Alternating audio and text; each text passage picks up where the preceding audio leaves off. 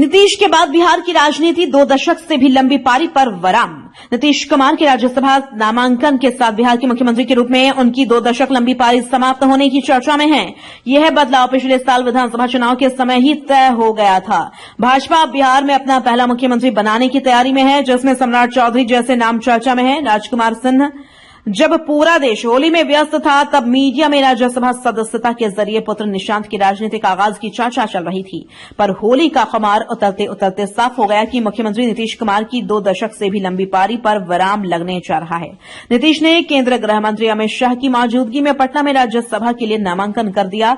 यह साफ है कि इतने महत्वपूर्ण राज्य में अंजाम दिए गए सत्ता परिवर्तन की पटकथा रातों रात नहीं लिखी गई होगी। शायद यह पटकथा पिछले साल नवंबर में विधानसभा चुनाव के समय ही लिख दी गई थी।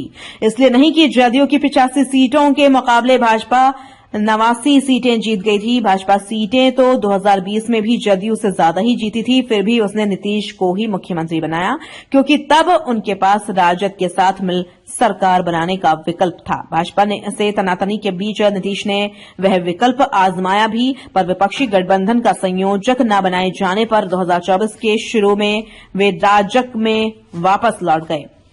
2025 के विधानसभा चुनाव में जदयू की सीटें तो 43 से बढ़कर 85 हो गईं, पर राजद और कांग्रेस की करारी हार के बाद नीतीश के पास कोई विकल्प नहीं बचा।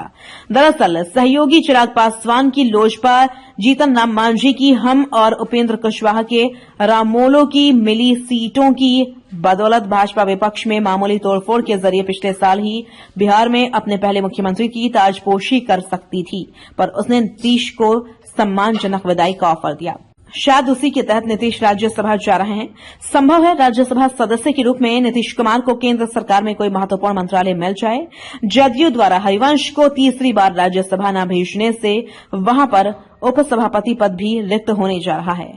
पर स्वास्थ्य संबंधी चर्चाओं के मद्देनजर नीतीश कुमार शायद ही वह जिम्मेदारी लें। जो भी हो, बिहार में पहले भाजपाई मुख्यमंत्री की ताजपोशी का रास्ता साफ दिखा रहा है।